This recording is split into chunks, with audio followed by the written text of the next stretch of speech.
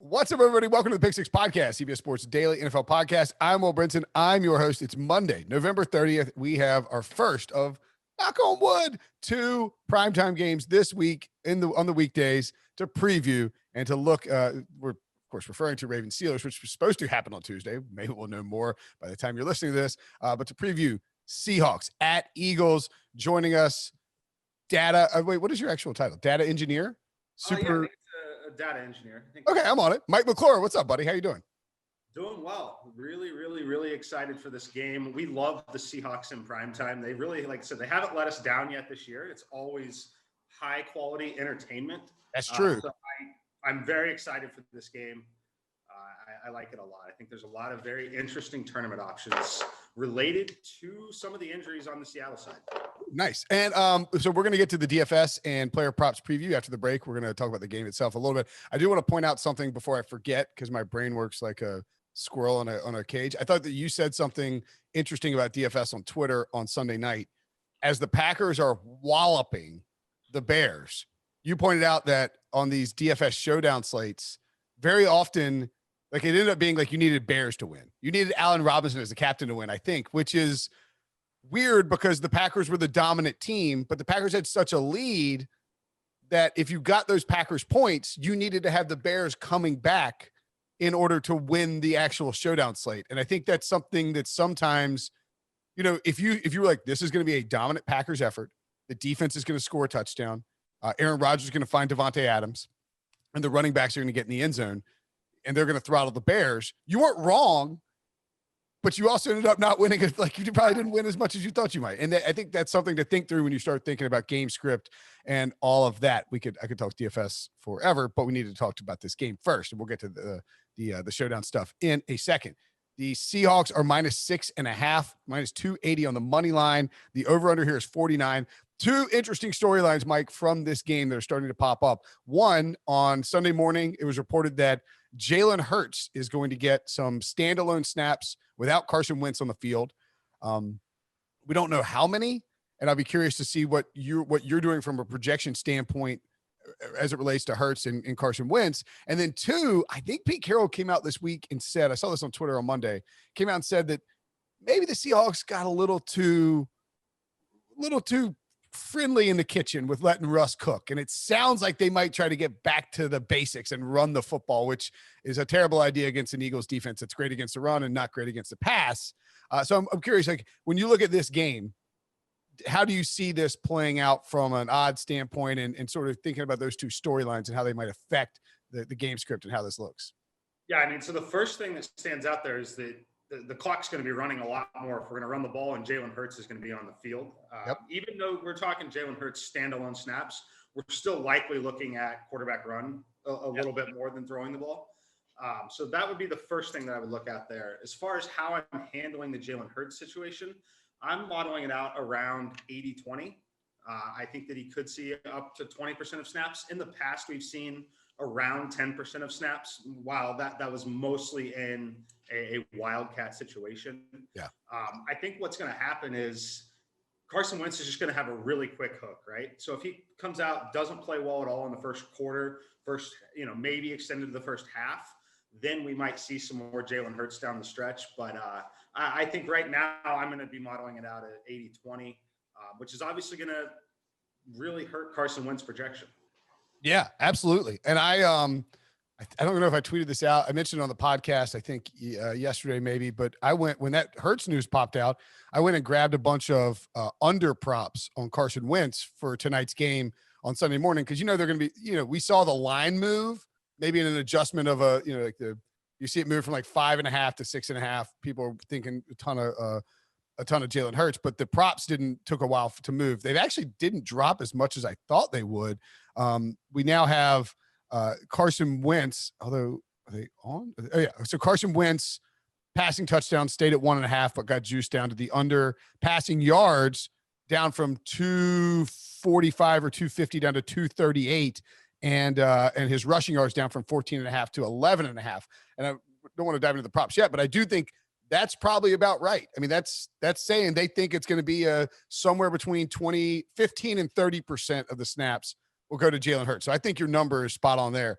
And I do think it's interesting to debate. Do we think this is actually them trying to incorporate Jalen Hurts and to get the offense going? Or as you maybe even alluded to, is this sort of a message to Carson Wentz? Like, hey, buddy, play well Monday or else we're going to have to bring Jalen in because what you're doing isn't acceptable. Yeah, no, I think it's more of that. I think it's let's wake Carson Wentz up. He doesn't wake up, hey, Jalen gets his shot. It's basically we're back in training camp here, essentially. Like, go earn the job, right? Both of you are going to get snaps no matter what, but go show us who deserves to be out there on the field. So Phil, Seattle has been bad against the pass all year long. Like they're not a great team. They have improved a little bit defensively over the last couple of weeks. Have you noticed anything with Seattle in terms of their improvement defensively? Do you think they are a better defensive team maybe than we're giving them credit for? Or do they just get an easy schedule and they're sort of feasting on questionable teams? I think maybe feasting on questionable teams. Look, I think that they're never as bad as they look, and times they're never really as good as they look either, right? It's always somewhere in the middle. But I certainly don't think that they're one of the better defenses in the league. I think that they are really kind of more than comfortable. They're a lot like Kansas City in some ways. Yeah, I agree. Comfortable with bend but not break, which ends up breaking throughout the course of the game. But they fortunately are just good enough on offense to go get victories. So I think that they're somewhat similar in that sense. So yeah, I think it's a pretty good matchup for the Eagles offense. It's just a matter of which, how effective is Carson Wentz going to be? All right. Well, what would you look at with the spread? It seems like you would probably lean towards the under based on, just the idea of the running clock. Maybe not, but do you think there's any value in the under here, over under here, or in the Seahawks 6.5? I know that home field advantage doesn't really matter anymore. It is a primetime game with the Eagles sort of, not season on the line because they can just win their divisional games and take the division, we think. But pretty big game for Philly here. Yeah. 6.5 is a lot for Seattle, even in a primetime spot with Russell Wilson. No, it's a lot. It's definitely a lot. So we have to look at this too. This game opened at -3, right? Yeah. So this has all been moved all the way up to 6.5. I make it in my simulations right about 5.1. So I would have a slight value there on the Eagles in this spot. I think that I really do think Seattle's going to get back to running the ball with Chris Carson. Yeah. I don't think they're going to be cautious with him at all. I think they're literally going to let him do his thing. I think he's going to be heavily involved here. Between that and potentially Jalen Hurts, we might have a little bit of weather in the game at this point. I think that if I had to play it there, I would certainly lean towards the under. It already has been bet down, obviously. So we've seen this move from -3 to -6.5, and the totals dropped from 52 to 49. But I still, at this point, would probably lean towards the under at 49. And we've seen Doug Peterson and Pete Carroll. And I agree with you. I think we've seen Doug Peterson and Pete Carroll engage in these. You can picture it in your head. The playoff game, there was a primetime game last year where both teams just sort of hit each. It's like two toddlers fighting where they punch each other, don't do much, play sort of ball control. It does look like the wind is set to drop. It's really windy in Philadelphia all day long, 19 miles an hour winds up till 5 p.m. And then it's supposed to drop. That is worth keeping an eye on because it looks like down to 10 and then at 8 p.m. and down to 7 by 11 p.m., just based on a quick Google search. If that shifts at all, and whatever's rolling through there ends up being windy, really windy later in the day, there's a lot of value in the under, I think, because I think it's probably, if we knew there was gonna be 15 mile an hour winds or 20 mile an hour winds throughout the game, I think the total would probably be 45. Shouldn't be a ton of rain throughout the game, but it's going to be kind of gross in Philly weather. And it just feels like a slop fest between these two teams. So I think I'm with you. If I were playing it, I would play Eagles and I would play it. But I think if we're going to hang up from this podcast and I'm going to put a bet in on the side or total, just a, traditional wager, I think the under would be the play, even at that reduced number for me. Yeah. I tend to agree with that too. All right. Well, let's, makes me nervous with Philly for sure. Oh yeah. Oh, for sure. Well, let's take a quick break. When we come back, we'll talk DFS and player props. All right. So you mentioned Chris Carson. I have him circled for multiple props, specifically his over in rushing yards. Philly is a very good rush defense. I don't think they've allowed a 100-yard rusher in like a year and a half or something crazy. Or maybe that's the Saints. But Philly's a really good rush defense. Fletcher Cox a stud in there. Obviously, they have great defensive linemen, but 51.5 rushing yards is just too low for Chris Carson.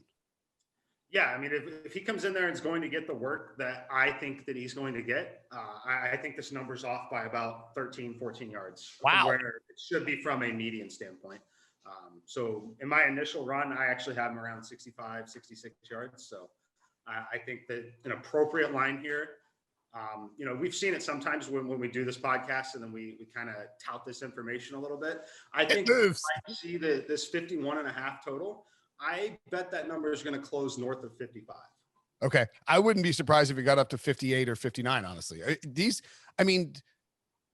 think that the books are having a little bit, not trouble adjusting to props. The books are doing just fine from that perspective, but I do think that they're slower to adjust props, and they'll sort of they'll let these numbers kind of sit out throughout the day. And you see it around noon, people in Vegas are getting in, they're adjusting things, it starts moving, and then it really starts flying. I think it's you're better off getting your props in early. Like, don't wait until 30 minutes before the game to get your props in. You're going to get a bad number. Yeah, I mean, the only way you want to do that is if it is a primetime game. And say, for example, this thing somehow got up to my number of 65, 66. I'd probably make a small play on the under then at that point. So if you're someone that you want to bet against Chris Carson for some reason, you want to bet against that situation, you can get a lot of value. Just everyone public hammers the overs on player props. Of course. You can definitely get a lot of value betting the under if you're trying to bet closing lines there at that. And actually, I'm looking at my local because I was going to put in 51.5. It's already up to 55.5. You think it's still worth taking there? I mean, I still would because I saw the 10 yards edge there on a relatively low number. But the only caution I would have is Carlos Hyde wasn't completely ineffective. Yeah. If it gets to a situation where this is, what we want is we want a 10 to 11 point game, right? Yep. At that point, Chris Carson's going to grind it out. He's going to get some of those carries. If this is a 17-point game, Carlos Hyde's taking those carries in the fourth quarter, most likely. That's right. If the Seahawks are blowing out the Eagles, they're going to rotate in their backups and let Chris Carson. Although, what do you think about Carson's receiving yards? I think it's 19.5. Surprisingly high number for a guy who up until this year wasn't really involved in the passing game, but he's been a big factor when he's been out there. He's definitely been a big factor when he's been out there. I do like the running backs in the passing game there. I don't have a ton of value on that number. I have it right at 20. I don't hate leaning over. It's just a matter of, are you comfortable with playing a lot of Chris Carson, right? So I think that they're going to use him a lot. I think they're going to get back to running the football. I think Russ is going to dump the ball to him quite a bit. I don't think that we're going to see just deep shot after deep shot to DK Metcalf tonight, but I don't know that I could play the over on the receiving yards at this point. I think I would be more interested in the number of rushing attempts and the number of rushing yards. Okay. And on you mentioned DK Metcalf, he and Tyler Lockett have been an enigma this year for prop purposes and DFS purposes. 1 week Lockett has 3 touchdowns. The next week DK goes nuts. Lockett's sort of been down. Their over-unders here are pretty close. I'm seeing, I should probably use William Hill lines, right? Instead of my local lines, for my own by the way, Chris Carson over rushing attempts 12.5. Yeah. Like that a lot. Yeah. I think that number should be 14 is where the book should set it. I think that, it's a Seahawks game. Chris Carson's back. Pete Carroll there. They're on the road. I think they're going to open the game with 2 rushes too. You might get 8 in the first right. quarter. Yeah. Right. Metcalf's receiving yards at William Hill 72.5. Tyler Lockett 71.5. DK juiced over -140. It's kind of tough to take the over on Chris Carson, and then you kind of have to, if you're going to take something there, I assume you're leaning under, but man, getting in the way of a DK Metcalf under is not, or a DK Metcalf receiving yard total is not a fun thing to do. No, it's definitely not. One more comment that we should probably make relative to both Chris Carson's receiving and then these 2 guys receiving. Greg Olsen out. They will be working in those tight ends more. However, we could see, more short passes for Tyler Lockett, more short passes for Chris Carson there. As far as Metcalf at 72, I don't mind the number 72 if you like the over there. I don't like laying -140 on it. So I would honestly probably wait a little bit, hope that number gets bet up to 73 to 74 with a more normal juice at 110, 115. Because I don't think if you like DK Metcalf at 72, you like him at 74 still, frankly. So that's how I would handle that one. I'm seeing it has already moved up to 76.5 on my local, which I don't hashtag my local. I just think I think that's where it's pushing. I think this is a Monday Night Football game. DK Metcalf is everybody's favorite player. He'll probably be a top choice for a captain against a questionable Eagles secondary. And I think you'll see people hammer the over on his receiving yards because it's been a very profitable thing to do. If they change the way they want to approach this game, then it won't work out. Any other props? Is Carson your favorite prop in this game, and or is there any other items you're targeting? Yeah, I think that Carson's definitely my favorite in terms of I think honestly my favorite is the rush attempts and rush yards right after that. I like both of those. And let's see, the last prop that I would want to play here. I don't mind Carlos Hyde over 6.5 receiving yards. Oh, wow. I think that Carlos Hyde is going to still, like I said, I think that they're going to run the ball. I think they're going to use both backs. That play is more specifically linked to just not having tight ends on the field the way that they maybe would want to. So he's someone that I'll be looking at there as well at that number because it's one catch, right? So it's essentially what I'm betting on with Carlos Hyde is one catch out of the backfield. Okay. Any interest in Jalen Hurts' first touchdown score at 25-1? Honestly, probably not. Yeah. I think it's Carson Wentz's game to start for one, and just the Seahawks being favored so heavily and having so many weapons the way that they do. I don't think that there is a ton of value in betting Hurts on the first touchdown. Okay. Any first touchdown options that you like at all? I kind of like taking these quarterbacks in these primetime games, especially Russ and Wentz at 16-1 and 20-1 respectively. They use their legs a ton. You can see him in the red zone scramble. I don't hate it if you want a little splash on that. But Carson at 7-1, probably not a terrible option either. Okay. Let's get to DFS. Looking at this showdown, as you mentioned, there's probably a ton of value with the injuries. First we'll start with the captain situation. When you look at this, Russell Wilson 18-9, DK Metcalf priced above Carson Wentz at 17-1. Wentz is 15-6, Lockett 14-4, Sanders 13-8, Carson 13-2, Jalen Hurts all the way up at 10-8, and then Hyde, Fulgham, Goddard, and you get to the backup quarterbacks, Nate Sudfeld, Geno Smith. Who's your primary target here for a captain spot? I mean, it's got to be Russell Wilson at the top, especially with the Eagles news with Carson Wentz potentially losing snaps to Jalen Hurts. And we've talked about what we think is going to happen. We think it's going to be a little bit more on the ground. I think that Wilson clearly edges Metcalf, but it's still going to be Wilson and Metcalf number 1 and 2, right? So I'm probably going to have almost 20% Russell Wilson. DK Metcalf's looking around 12% for me.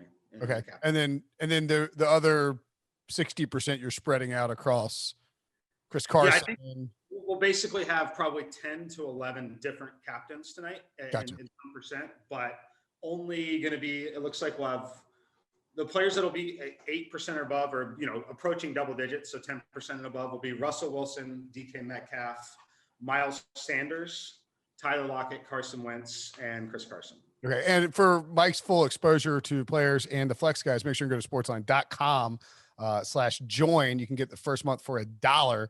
Use promo code White unless you have a promo code. You probably got one, right? White, Mike, anyone. Anyone. White, but not White Mike. Use promo code White or promo code Mike. Yeah, to get your first month for $1. Either one of those work, and then you will you also get a CBS All Access account as well, which is like a steal because Champions League is going on, and you can get all the exposures, lineup optimizer, everything you need for DFS purposes. Who are some value plays that you're looking at this evening for this slate? So we have one value play that we have to talk about because we know, I mentioned that they're short on tight ends, right? But Pete Carroll loves to mix in the tight end there. Yep. Let's talk about Colby Parkinson. Colby Parkinson is $200 on DraftKings. He is a free square if you like him. It will allow you to play the Russell Wilson, DK Metcalf, maybe even Tyler Lockett double handcuff if you want to. So Pete Carroll has basically already come out and said that Colby Parkinson is going to have a role on offense, tight end from Stanford. I think he's going to come in there and just take over that role, right? They like to run all three of those tight ends in there with Hollister, Disley, and Olsen. Olsen's out of there. Give me Colby Parkinson at $200. All you need here is one catch. He is Parkinson is a tall, athletic freak. Yep. Prisco loved him coming out of the draft and said he had a shot to be the first tight end taken. Now I'm like panicking because I'm worried I dropped him on my dynasty league. I'm hoping I didn't. I might start him tonight. He's a guy that absolutely could be the future at tight end for them. He's not going to get. I saved him. He's not going to. You're not expecting like 3 touchdowns from this guy. No. But like you say, if he gets one catch for 15 yards, he's already outperformed his $200 value. And this is important because, especially on you and I've talked about this on this podcast before, you don't have to spend all your money in DFS. No. You plug Colby Parkinson in there, you leave some cash on the table, and if he gets the flame emoji going, then he helps you out and he unlocks so much other stuff. Yeah. I mean, his real value there is just unlocking. We've got those high salaries with the 2 receivers, Russell Wilson, and then on the other side, Miles Sanders. It really just unlocks everything. So you say he's not going to catch 3 touchdowns. He might catch 1. Like yeah. They love. If he catches 1, you're not going to win any money without him any big money without him in your lineup. Absolutely. Yeah, definitely. All right. So what would be your preferred bill? If let's say you go Russell, Colby Parkinson, and DK Metcalf, are you going with a 4th Seahawk and bring it back with 2 like Wentz and an Eagle pass catcher? Or are you thinking this is a potential? I mean, you guys had a 5-point game in your simulation, so I'm guessing you're not putting, you're not banking on like Carlos Hyde and Chris Carson running for 150 yards each in a bloodbath. I might put Carson in there, so I'm actually going to build it right now and see what this looks like. But it'll definitely be a Seattle stack for sure. It'll likely be 4-1 or 5-1. Or did you? Yes. Sorry. Yeah. No problem. Yeah, go ahead. We're not quite able to get exactly where I want on that. Yeah, I was looking at that too. So with Colby Parkinson in there, you could go Russ at captain, DK Metcalf. You can come back with Wentz and Rager, but then you're sort of left in the dark on what you want to do as far as the last piece. Like you can go DJ Dallas. That's not extremely appealing. There's just not. It's almost like you need to flip Russ and DK. I don't know if that will work in terms of that unlocks Will Disley. Yeah, but I mean, I will definitely have lineups like that. That'll be 5-1. So one that I've got in now, Russell Wilson, DK Metcalf, Chris Carson, Tyler Lockett, Parkinson, and then running it back with Boston Scott, potentially catching passes in a real hurry up situation when they're trying to come back. But basically just full on Seattle onslaught would be one way that you can get exposure to Russell Wilson, DK Metcalf, Tyler Lockett. If Russ does have that passing game where he throws 3 touchdowns, 4 touchdowns, both go to Metcalf, Lockett, like you're not going to win without them for sure. Right. What is there we talked about the under and running the football. I mean, do you think it's contrarian in this spot to just play defenses? And I mean, not that you avoid the quarterbacks, but you think Chris Carson's going to go nuts. Carson is the captain. Plug the defenses in, and you can probably get a pass catcher in each quarterback, right? Yes, you definitely could. Is playing defenses stupid? So I rarely play defenses, right? So that's what I tell a lot of my following there. There are times when they do project to be valuable, but they're mostly over-owned. Right. On slates where we have defensive touchdowns, I don't win $1 million on those slates. I might be able to recover my investment still, but I'm not profiting much on slates that have a defensive touchdown. So I'm more on team kicker, less on team defense. Typically, just because the kickers are under-owned. So the thing you have to remember about a kicker, right? Traditional DFS doesn't use a kicker. So like casual players coming in, they're not thinking about using kickers when they build lineups, right? Well, I come in and kick, a 40-yard field goal, and I've scored 80% of a touchdown already, right? So you also get the point on the extra point that they're not priced up. They're around the same price as the defense. Obviously, the defense starts with 10 points, which is a nice thing, but they're just over-owned. So I personally, like last night was a situation where I had 3% of the Bears and 3% of the Packers defenses. Gotcha. And that was a game where I typically am not playing defenses at all. I'm typically using my median projection on them. Their median projections are around 4 to 5 points, maybe 6 in some extreme situations. And you really need that defensive touchdown for it to work out. Yes. You need a defensive touchdown, or you need just an absolute shutout, 5-6 sacks. Yeah. And we just don't see that in 2020. And as we point out, even the Packers were doing that to the Bears, and you're up 41-7 or whatever, and you just give up 14 points you don't really care about. And that's the problem. Yeah. All right. That's the slate. Those are the props. It's Chris Carson season. Carson.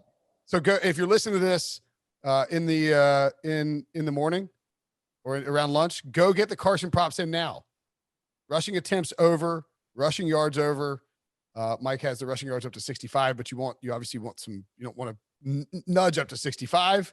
Yeah. Let's win some money tonight. Thanks, buddy. Thank you.